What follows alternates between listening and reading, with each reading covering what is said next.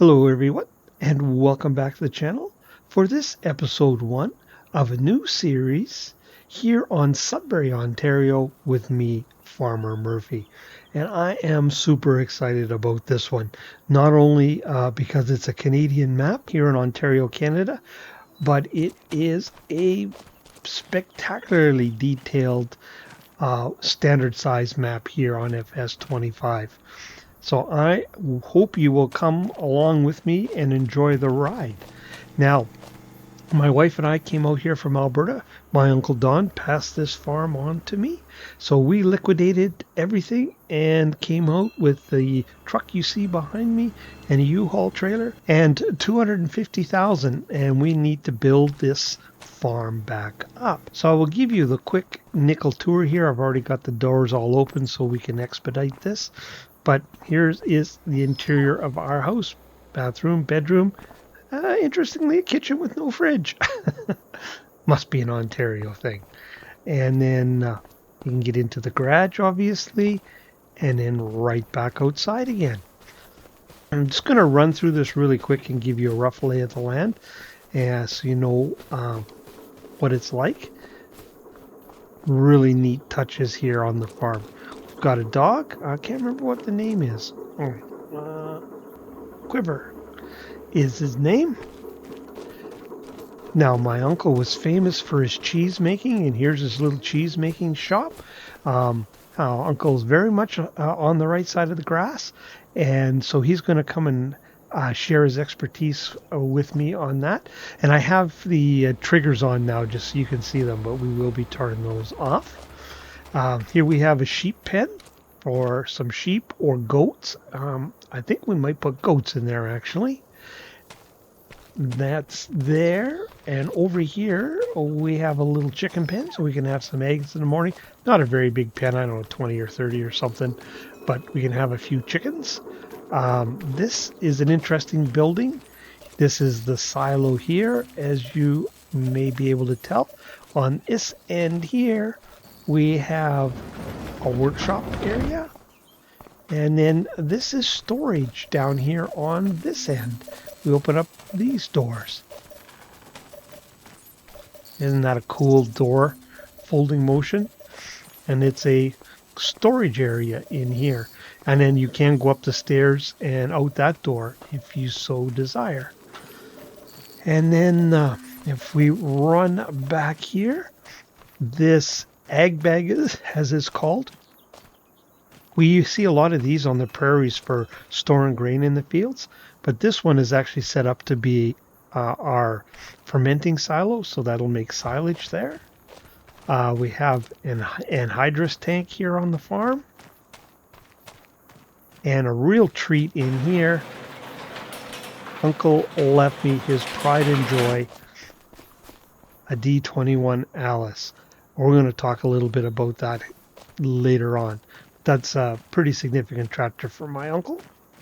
And this here is a cow pen, a little overgrown, but a beef cow pen that we have back here. And there's another storage shed down there, and of course that's the back of the silo. And then if we run across the road here,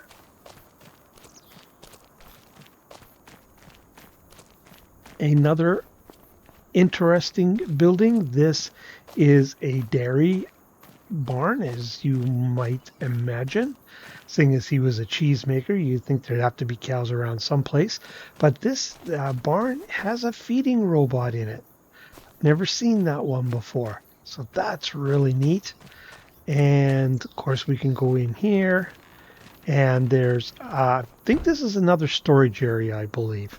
I haven't played with that at all, but this is where we get our milk. And then we can drive through here. And then these silos here is where we store our feed for the feeding robot. That's where the straw, hay, and silage goes. And then, of course, our cows are free to roam out here in the pasture. But another really neat thing about this is the slurry point where you get your slurry from, and this is the manure point in here. Really like that. That is really neat. And now actually, let's do it this way. We'll jump the fence. We have 2 fields. One field here with corn in it. Whoops. We can start forage harvesting. And then, is it this one? Yes. That button there will run through. We'll put the $6 million man mode on. And then a grass field back in here. That's also ready to be harvested. So that's what we have. But the map is dotted with things like this. Old dilapidated buildings and lots of elevation changes. Apparently we don't like hunters on this map. No hunting. Oh, look at an old car. It's just really neat map. Really looking forward to playing on it. But there is your nickel tour for the time being. So we have one old tractor and that is it. It's going to make it a little tough to do that farming. Oh, this is an interesting aspect about this map. People keep showing up in this spot. I don't know if they're spies sent by Uncle Don, but they come and go. Sometimes there'll be someone standing here, sometimes there won't. It's always a different person. That's kind of interesting. Anyways, oh, forgot to mention there's a diesel tank here, and I think this is seed silo. Oh, and another storage area back here as well. All right, so we need to do some farming. We've got hay to get in, and we have some silage to get in. So luckily, my Uncle Don obviously has some connections, and he's got a friend who is big into refurbishing old equipment. And he's going to put us onto him and get us set up for some forage harvesting and haying equipment so that we can get going. And he's also working on another tractor potentially for us. So I'm going to get a hold of Uncle Don, get that, see how that's coming, and see if we can't get something organized there. And I'll get back with you in just a minute, hopefully, and we can get some farming started. So let's catch up with you in a bit. There we go. And you have not time traveled back to the 70s. This was 2026. This tractor is from the mid 60s. This New Holland chopper from about the same mid 60s to early 70s. I'm going to assume this Forage King wagon is about that same vintage. And same with this Heston Haybine, is also from the late 60s, early 70s. But all of this equipment came from my uncle's buddy. He's a restorer of equipment and has quite a collection, but he's starting to dispose of some of it. He's getting on in years. My uncle suggested that I pick up what I can from him because it's a lot cheaper. Everything has been restored and is in perfect working condition. So, and he said, if you look after it, it really won't lose a lot of value. This older equipment, there's a lot of collectors interested in it, but it's not incredibly valuable. So all of that cost us, let me see, $65,000. Is that right? It must be, because we're down to 185. But if, for 65,000, you couldn't even come close to just buying a forage harvester, for example. So let's get this unfolded here, and we'll get it turned on, lowered down, and we will start chopping up some corn. Now, it's a good thing we have a couple months to do this, because I think it's going to take a while. It's a fairly good sized field, and this is not a very big chopper. But the beauty of this setup here is it can be a one-person operation, and that's how we're going to run it for the time being. Well, because we don't have another tractor, my wife is busy getting the house organized. So it's a good thing it's a one-man band operation right now. But we could in future use two tractors and maybe get a larger silage wagon and just have a tractor run alongside and blow it into it. That would likely work.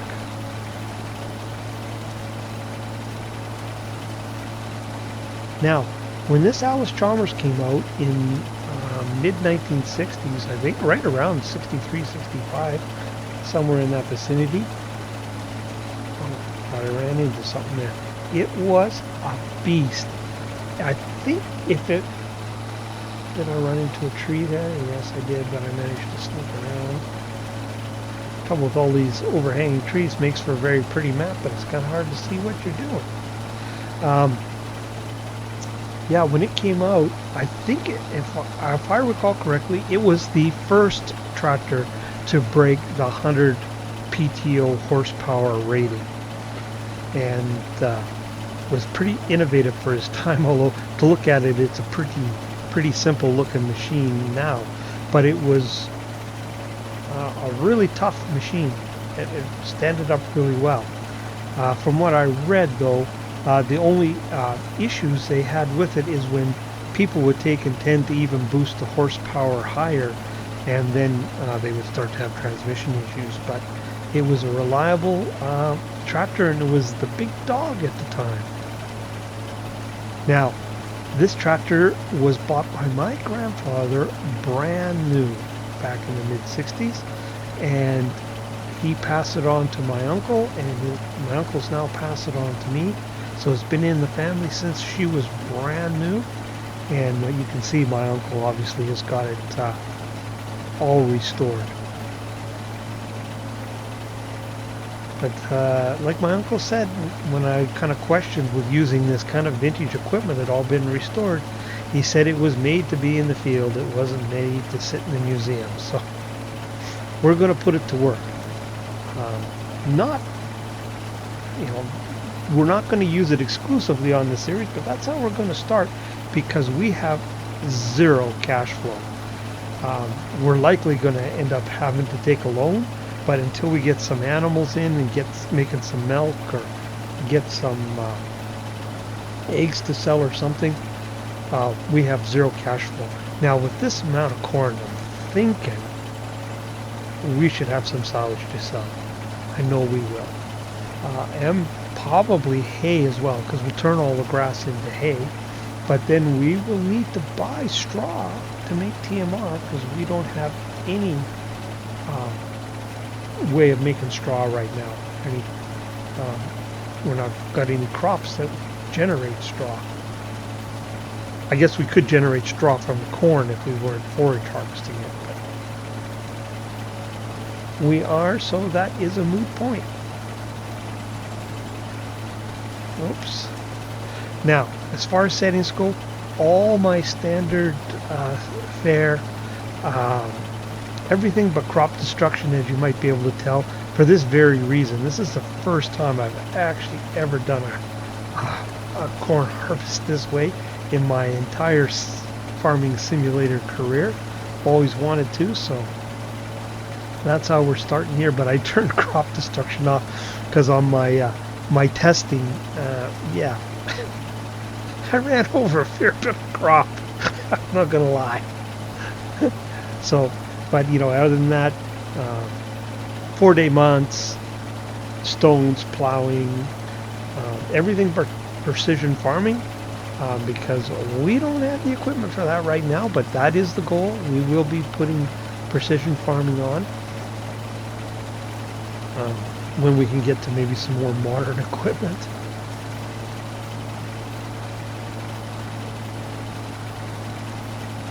Now, another thing I have to confess, my system struggles a little bit with this map.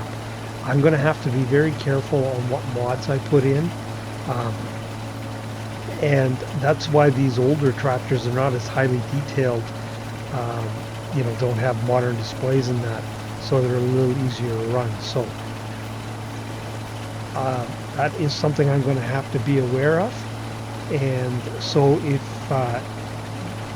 you don't see any highly detailed mods, that may be why. But I want to play on it as long as we can. I have loaded it up with a fair bit of equipment though, so I mean we're going to be okay for a while. But I'm hoping that this farm here is just a stepping stone to even bigger and better things on the map.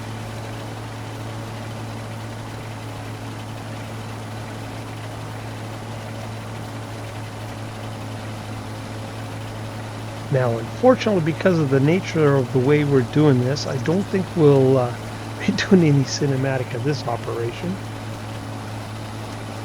Now, where are we at? We are... we're only 79, 80% full, but you know what? I think we'll shut it down there, and we'll go and empty it. Just so you guys can... see how that happens here, how we're going to do it. Now, better look behind us here. Through the trees, no one coming. And this is why it's kind of a one-man operation.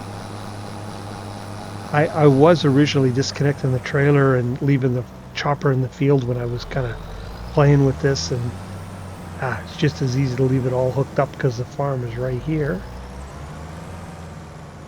And I guess we better wait for this guy because we're a little bit long. Yeah, so we're not putting any restrictions as far as leasing or doing long-term leases on equipment or borrowing money. But the longer we can put off having to make loan or interest, or loan or leasing payments, the better off we are. So that's another way this old gear helps us out here to get started.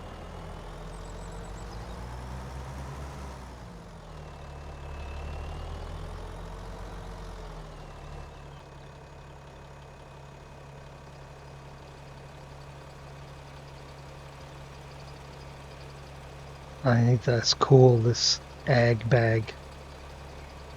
Take chaff and I don't think it does. I don't think it dries. Actually, better look at that. Yeah, just silage. Either grass or chaff. So we'll be obviously doing the chaff thing. Takes a little time to unload this trailer.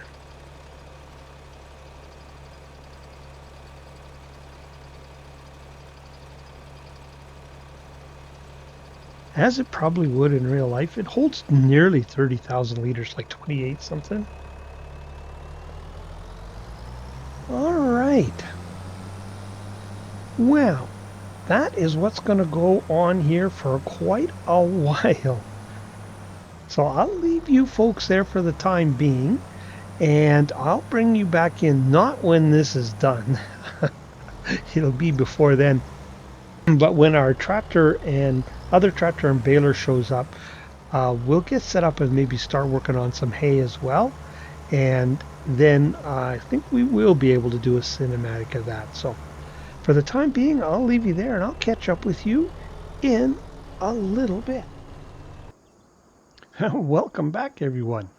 Well, I am pleased to report that I managed to get all the corn off that field in a much shorter time than I actually thought it was going to take in real life. So it took me about 2.5 hours, I'd say, around about that anyways, which actually was much shorter than I thought it was going to take. And this equipment worked really well. But you can see it worked. It is freaking dirty. So we'll have to deal with that later. But for now, let's jump back in the old Alice here. And we're fired up. And we'll disconnect this. But I think the reason, or part of the reason that it did go so well, is was such a short distance between the field and the silo. So it didn't take any time, hardly at all, to run back and dump. And I just left the whole system set up and did that, and it worked out really well. So I think what I'm going to do is actually I'm going to postpone picking up another tractor until hopefully spring, when we start to have some cash flow here on the farm, because I think we can get by with just this old girl here. Because originally I was thinking I'd need this second tractor to do a two tractor, one pulling the harvester, forage harvester, and one running alongside with a larger trailer and carting back. But I think we're okay. Well, obviously because we finished up that job, and I don't think we're going to need anything bigger for our haying. At least I don't think so. So we are going to take our hay bine here, which, again, another vintage piece of equipment, but that pull behind chopper proved that it doesn't need to be new to work. And this hay bine is just a mower with a set of crimping wheels in it that helps the hay dry, takes some of the moisture out, or squeezes it out. So I think we're going to do this particular operation with a cinematic if all goes well. So sit back and enjoy the tunes.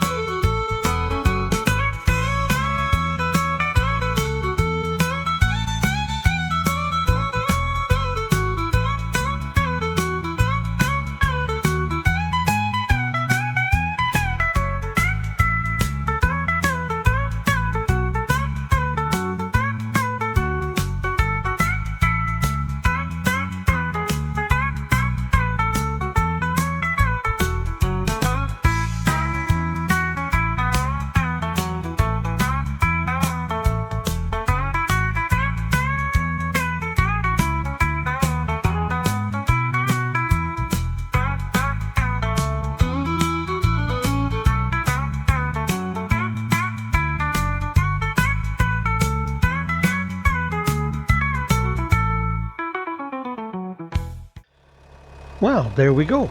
That job is finished. So I hope you enjoyed the cinematic.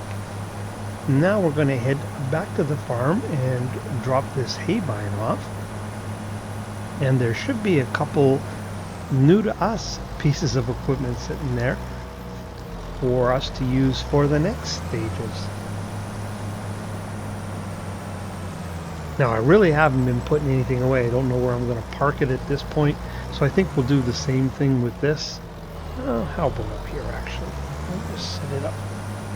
Up here should be out of the road, I would think.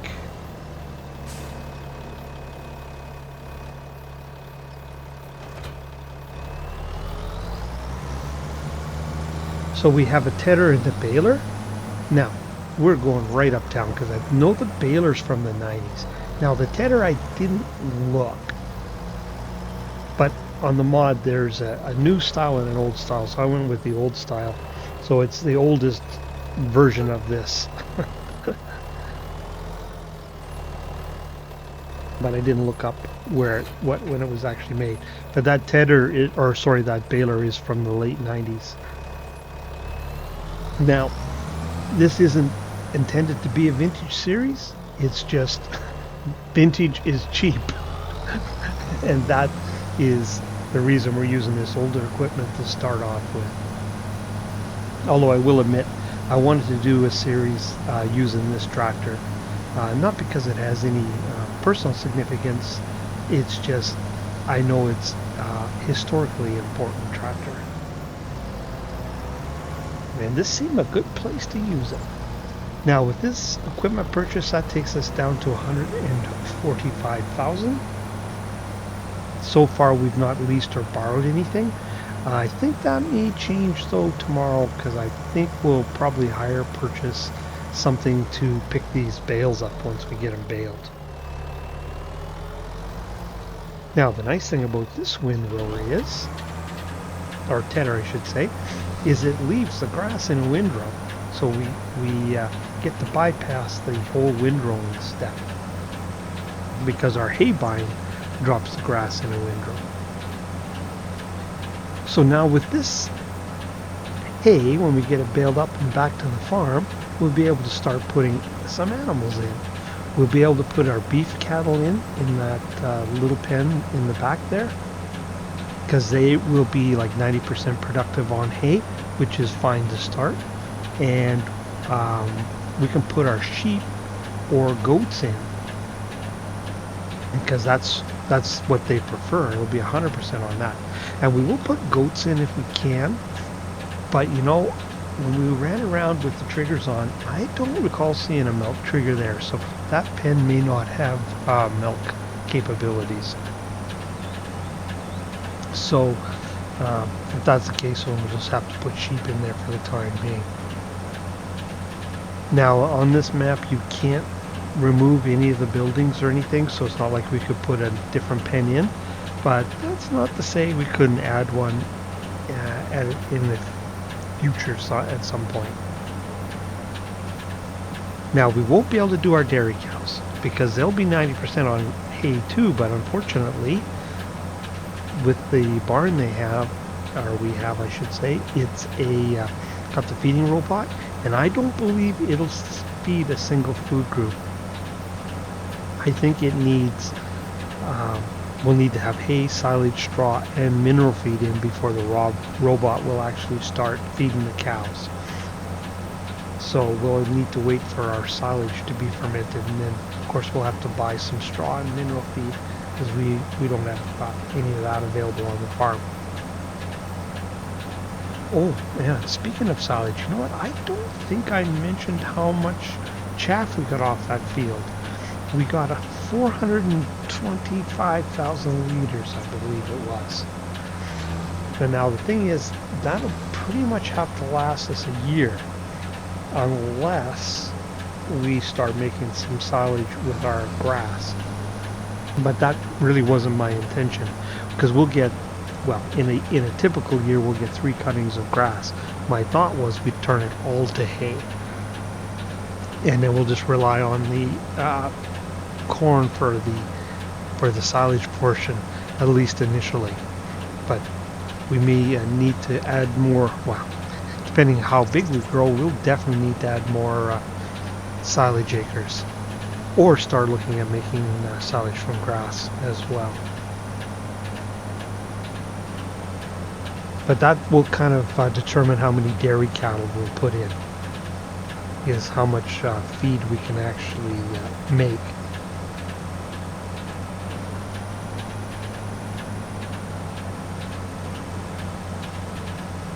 Now, I thought Giants had fixed the disappearing windrows, and to me I thought it was better, but it sure seems bad on this map. I don't know if it's the map, or if there's something else going on, or I just wasn't paying attention on other maps, but I will do so because it seems bad here. Thought we should take a look from what constitutes in cab. Not much of a cab. What did I call it one time? Panoramic. It's ultra panoramic cab. That's what we've got going on here.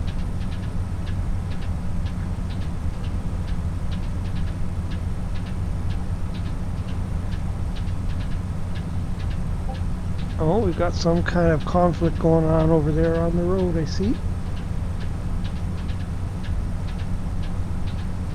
Well, guys, I think we're out of time for this episode, but that was a pretty good start. Next episode, we'll get this baled up and hauled to the farm and put some animals in. So that's what you have to look forward to. But for now, I think I will leave you there. So if you're still watching, I really do appreciate it. And if you haven't already, please consider hitting that like and subscribe button. And if you want to see when other content like this lands, hit that old notification bell. But for this episode here on Sudbury, it's Farmer Murphy signing off.